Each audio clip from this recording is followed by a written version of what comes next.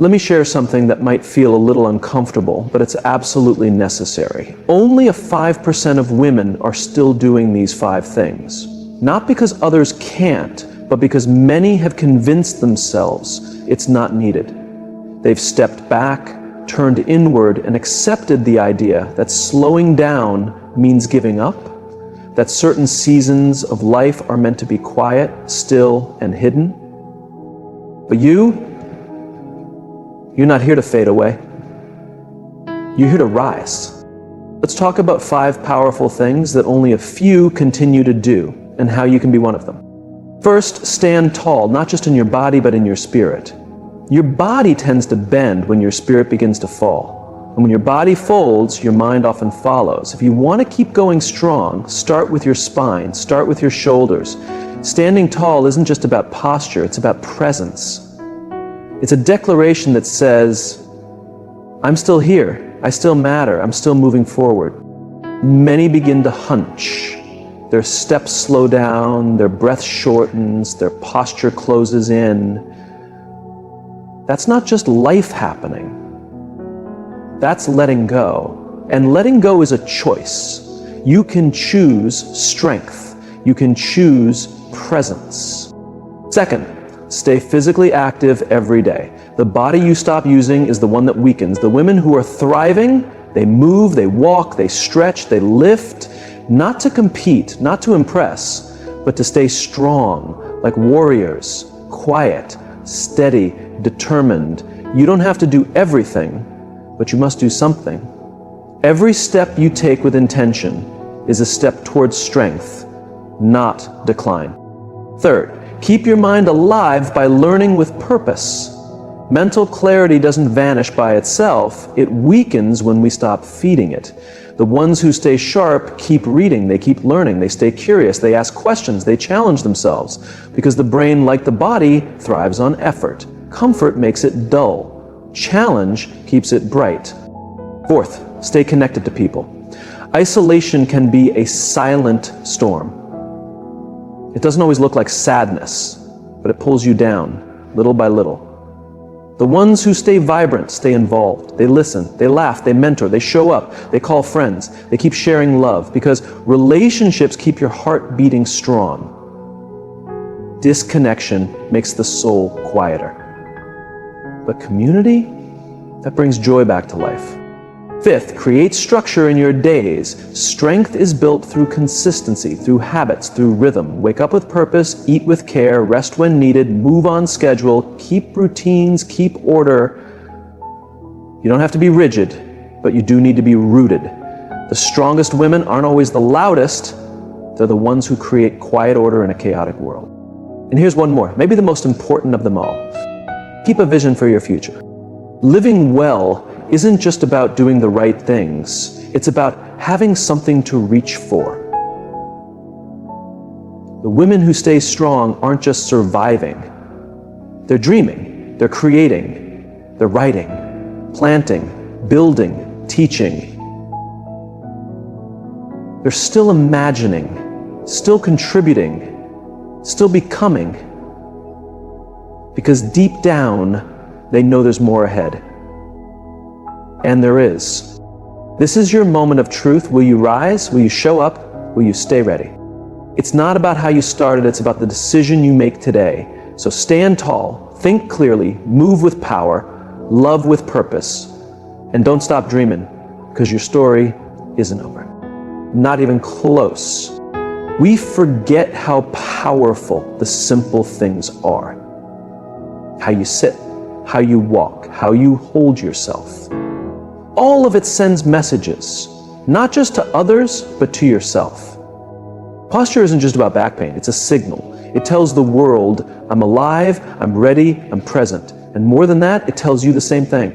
When a woman lifts her chin, opens her chest, and walks tall, she's not just adjusting her body, she's awakening her soul. She's saying, I will not be small. I will not shrink away. Because life has a way of pulling people down.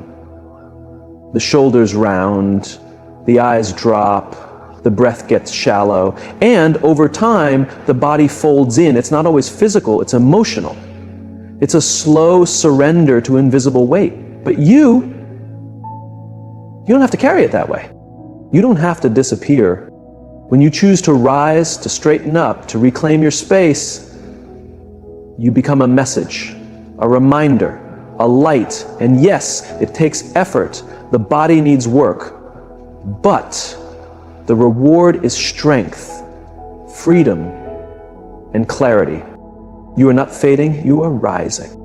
You are not less, you are more. Every morning, take a moment, stand tall, roll your shoulders back, breathe deep, look forward and say, I'm not done. Yeah, because you're not. You have purpose, you have wisdom, you have power, and the way you walk reminds the world of that. Your posture affects your emotions, it affects your hormones, it changes the way you think and feel. This isn't theory, it's science. Standing tall lifts your mood, sharpens your thinking, and builds confidence. You can't control everything life brings, but you can control how you show up, how you stand, how you speak, and how you lead. So start there, not with big goals or loud noise, but with a quiet decision to rise again. And then keep going. Exercise isn't just for athletes, it's for everyone. Not to look good, but to stay strong, free, and steady. Movement is a gift. It's a statement that says, I care about my strength. Too many stop moving when life gets heavy. But those who keep moving, they stay free. They stay grounded. They stay ready. You don't need to run marathons, you just need to stay consistent. A walk, a stretch, a light lift, a deep breath.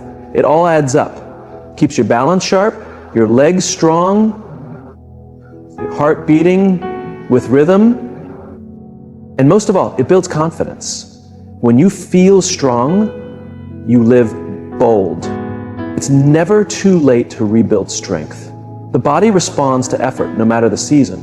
Muscles wake up, joints loosen, endurance returns. All it takes is the decision to begin, and then to keep going. You are not too late, you are right on time. The ones who stay strong know this truth. Strength isn't given, it's built, it's protected, it's fought for. So fight for it, not with violence, but with discipline, with movement, with repetition, with intention. Make it a habit. Make it a lifestyle. Make it part of your identity. You're not training to impress, you're training to live fully, to rise easily, to hold yourself with power, to reach, to carry, to climb, to walk through every door life opens. And that's just the beginning. There's pride in being able to carry your own bag, in lifting your arms above your head without pain, in getting up from the floor without needing a hand. These aren't little things, they're bold declarations. I still have control. I still decide how I move through life. And when you keep that control, you keep confidence, you hold on to self-respect, you hold on to life itself. You don't need to be perfect, you just need to be steady. 10 push-ups a day, 5 minutes leaning against a wall doing squats, a quiet walk before the sun comes up. These aren't just exercises, they're acts of defiance. They're armor against the slow breakdown that tries to creep in as the years pass. But the few women who train, the few who choose to sweat, the few who demand effort from themselves each day, those are the ones who slow it down. They're the ones still writing their own stories, instead of becoming part of a number in a report. Discipline is freedom. Physical effort is the doorway. And daily movement, even in your 70s or 80s, isn't about vanity. It's a battle, a daily fight against decline. People say aging means your brain starts slipping. Like once you hit 70, your thoughts get foggy and your memories disappear. But here's the real truth. It's not age that breaks down the mind, it's neglect. Your brain isn't meant to retire. It's not built to sit in front of a TV or drift through the same day over and over again. It's made to solve problems, to find meaning, and if you stop using it, it starts to rust. There's this lie floating around that learning is only for the young, that once you leave school or leave your job, you can just relax your brain. But that's how the mind starts slipping. That small group of older women who are still thriving, they've figured something out that most people haven't. Your brain needs training, just like your body. If you want to stay sharp, you have to stay active, not with empty distractions, but with real, challenging thoughts. That's what wakes up the brain and reminds it who it really is. It doesn't matter what you study. What matters is that you keep studying. Read about something new. Try to learn a different language. Practice writing. Memorize lines of poetry. Take classes that make you feel like a beginner again. Struggle with it. The struggle is the point. Keeps your mind flexible, your thoughts alive, because comfort is the true killer. The moment you decide you're too old to learn, you've already started slipping. Learning with purpose isn't the same as staying busy. You can do crossword puzzles all day and still feel numb. What matters is effort, the kind that pushes you, the kind that forces your mind to stretch instead of shrink. Most people get smaller as they age, not in size, but in thought. They stop asking why, they stop exploring, they stop being curious. But curiosity isn't something for children. It's what keeps the fire alive.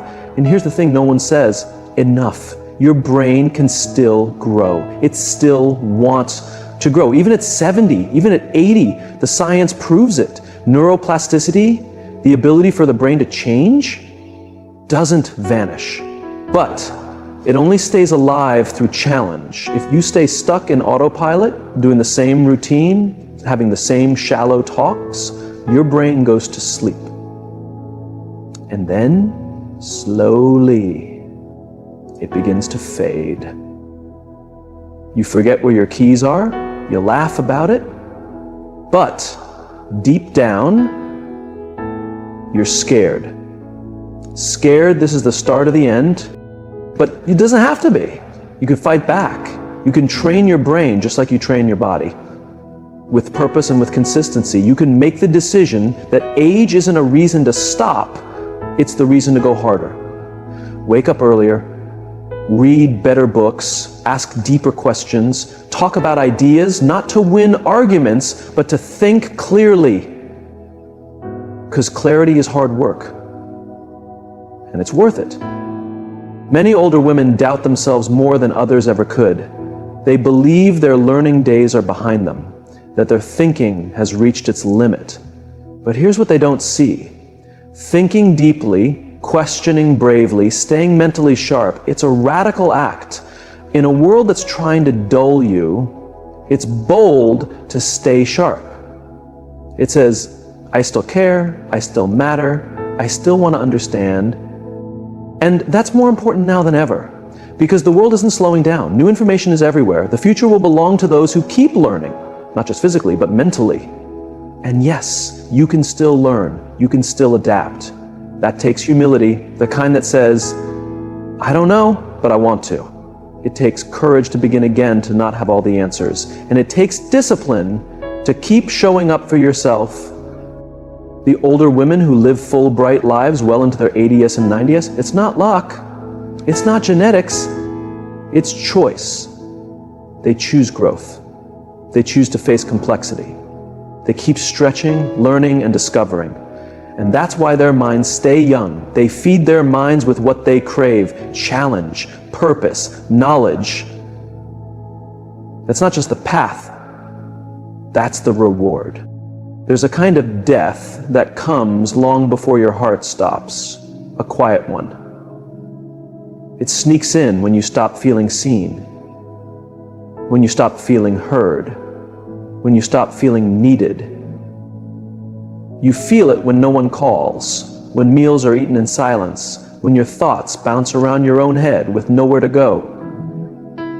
That's not just loneliness, that's isolation. And it's one of the most dangerous things a woman over 70 can face. Science has shown us that chronic loneliness is linked to higher risks of heart issues, memory loss, sadness, and even early death. It's as harmful as smoking or being severely overweight. But stats only tell a part of the story. The real pain is this: humans are meant to be connected. We're built for it. And without it, something deep inside begins to shrink, spiritually, emotionally. And once that happens, life starts to fade. The women who still shine, they don't just eat well or stay mobile, they stay connected. On purpose. They keep friendships alive. They call old friends. They share meals. They volunteer. They show up, not because it's easy, but because it's necessary. There's a toxic lie many older women begin to believe, that they're no longer useful, that they become a burden, that they're just taking up space. This lie is dangerous, and it grows stronger in silence. The truth is, few things are more valuable than a woman who has lived, who has overcome, who has wisdom to share. But if you don't believe your voice matters, you stop speaking.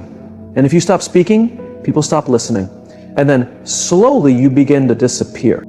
If you want to stay alive, not just breathing, but truly alive, then step into life. Not quietly, not halfway, fully. Reach out, even when it's hard. Show up, even when you're tired. Send that message, make the call, ask someone about their life, and truly listen, because those small, real human moments, they are what make life beautiful. You don't need a crowd, just a few real, lasting connections, built with effort, with presence, with heart. And don't assume everyone's too busy. They're not. They're just waiting for someone to go first. You can be that someone at 70, at 80, anytime. You can be the one who builds the bridge. Connection is not just fun, it's healing, it's medicine. A real talk can ease blood pressure. A laugh with a friend can reduce pain. Sharing your story with someone who truly hears you can give you strength. These aren't just soft moments, they have real, powerful effects on your health and happiness. And they only happen if you stay open. Feeling disconnected doesn't mean you're broken. It means something's missing, and it can be rebuilt. Even if your closest loved ones are gone, even if friends have faded, even if you've spent years alone, it is never too late to reach out, reconnect, and begin again. Someone out there needs what you have, your experience, your stories, your care, and you need them too. Because being needed is one of the deepest human. When we lose that, we start to lose ourselves. Women who age well didn't just fall into strong relationships, they built them. Through difficulty, through forgiveness, through courage. They stayed in the conversation even when it hurt, especially when it hurt. Because connection isn't always neat, it's real. And it's worth it. So keep calling, keep showing up, keep investing in people. Your joy depends on it, your health depends on it, your purpose depends on it, not just for how long you live, but for how deeply. The women who keep thriving, they never stop building bridges. Don't let your world get smaller. Make it bigger. Step back into life, because life, real life, only happens in connection with others. People listen, they shrink, they let go of the steering wheel and just drift. But the ones who flourish, the 5%, they don't ask what the world owes them. They ask what they can still give. They choose to carry responsibility. And responsibility is not a burden, it's a path to strength. When you take ownership of something, no matter how small, you give yourself a reason to rise each morning, a reason to care, a reason to keep pushing forward. And it doesn't need to be something huge. It doesn't have to be about building an organization or writing a bestseller. It could be tending to your garden, mentoring a younger woman, helping out at the library, guiding your grandchild, or simply taking care of your health, your household, your neighborhood. What matters most is that it's real, that it's regular, that it pulls you forward. You don't need to turn the whole world around. You just need to stay moving. A woman in motion can shift direction, can grow, can evolve, but a woman who stops, who releases every meaningful duty, starts to crumble from the inside, not because of aging, but because of inactivity. Passive living is not true living, it's just existent. And existence without purpose slowly turns into emptiness. It's your sense of responsibility that keeps the shadows away. When you know someone is counting on you, when your effort affects someone else, you show up differently. Your thoughts become clearer, your steps more deliberate. You raise your standards. And that discipline becomes the frame that holds up everything else. Your health, your focus, your self-restraint, your connection. Without purpose, those things begin to unravel. Because the question always comes eventually, why keep going? And if you don't have an answer, your body will sense it, your soul will feel it. But if you do have an answer, even a small one, then each day becomes a mission. A chance to fulfill your calling, not someone else's, but yours. That's where real energy comes from. You're not just alive, you're engaged, you're present, you're part of something. It's easy to assume that purpose only belongs to the young, that it fades with the years, but that belief is false. Purpose changes shape, it grows, it becomes deeper. When you're younger, purpose might be ambition, success, goals, but as you grow older, purpose becomes service, reflection, quiet impact, passing wisdom down, being a foundation for others, keeping traditions alive. That kind of purpose, weaker, but stronger, because it's built from real life, not just dreams. But it won't show up on its own. You have to seek it. You have to ask yourself the tough questions. What do I still care about? Who still needs me? What have I been avoiding that I now have time to face?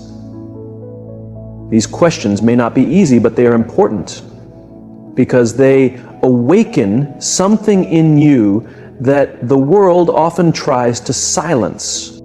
And if you allow yourself to fully wake up, you'll see that there's still a battle worth fighting, still a message worth sharing, still a legacy worth building.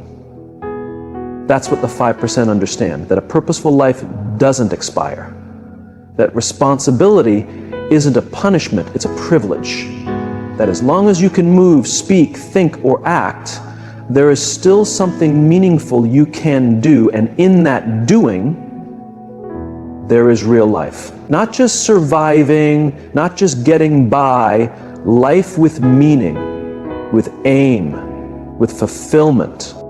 People often ignore sleep. That's the truth. They treat it like a leftover, something to fit in after everything else, but your body doesn't see it that way. Sleep is not a treat, it's not laziness, it's not extra. It is one of the most important parts of your physical and mental wellness, especially after 70. And yet, it's the thing most often overlooked. Here's the reality. Your bounce back ability drops as you age.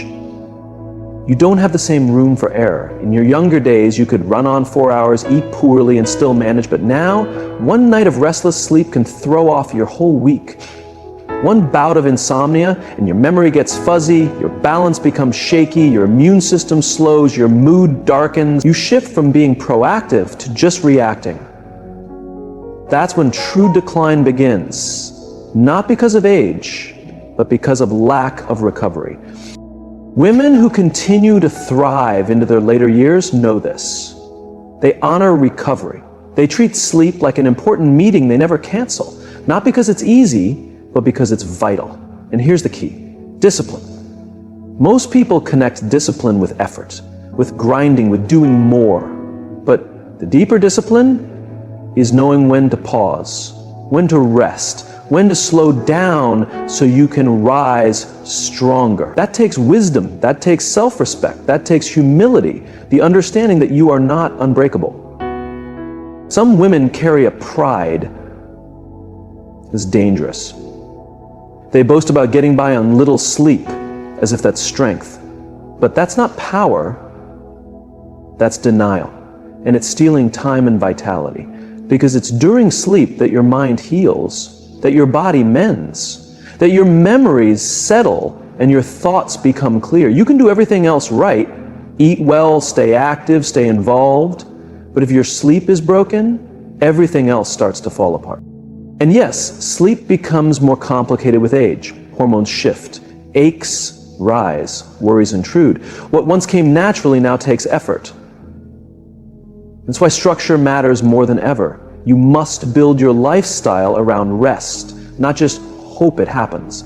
That means creating a regular bedtime, making a routine that tells your mind, we're done for the day. It means avoiding screens, caffeine, heavy foods, and stressful talks before bed. It means turning your bedroom into a peaceful retreat. Dark, quiet, cool, uncluttered. It means treating sleep with reverence, even when it's inconvenient. The recovery isn't only about sleep, it's about space. The body needs balance, stress, and calm, effort and ease, movement and stillness. But we've been trained to fear being still. We label it lazy. So we keep pushing, consuming, distracting. But the truth is, growth happens during recovery. Stillness is where clarity comes, where your nervous system settles, where your spirit catches up. If you never rest, you never rebuild. Some of the strongest women you'll meet in their 70s and beyond aren't the ones who push the hardest. They're the ones who rest with intention, who understand their body, who live with rhythm, balanced, steady rhythm that lets them keep showing up year after year without breaking down. That's not weakness. That's wisdom. The body isn't a robot, it's a living, breathing system. It needs care, it needs rhythm. You can't demand strength, you must earn it, and you will earn it by respecting your recovery. Not as an escape, but as a foundation. If you want mental clarity, physical power, emotional steadiness, it begins with sleep. If you want to continue showing up for your loved ones, your calling, your responsibilities, it begins with sleep. If you want not just longer years, but richer years, it begins with sleep. There's no shortcut, no magic fix, just a decision, night after night, to honor the body that's carried you this far, to give it what it truly needs, to put as much care into your rest as you do into your work. That's what separates the 5%, not more hustle, but more alignment, not more doing, but better restoring. Every woman faces moments when life doesn't go as planned. Hopes fade, health changes, people drift, grief shows up unannounced. And with age, these moments arrive more often. Retirement isn't always peaceful. It can be confusing. Friendships shift. The body starts changing faster than your mind can keep up. And the road ahead can feel smaller. In those moments, it's not your physical strength that holds you together. It's your inner strength. Your emotional resilience. Your mental backbone, the quiet courage to keep going when things no longer make sense. It doesn't mean pretending to be fine. It's not about faking a smile. It's about facing life head on with grace and grit. It's about the ability to feel pain without becoming bitter, to mourn without sinking into hopelessness, to adjust without losing your core. And that strength doesn't happen overnight. It's built over time, through experience, reflection, and choosing growth when everything in you wants to quit. Some collapse under pressure, others turn cold and shut the world out.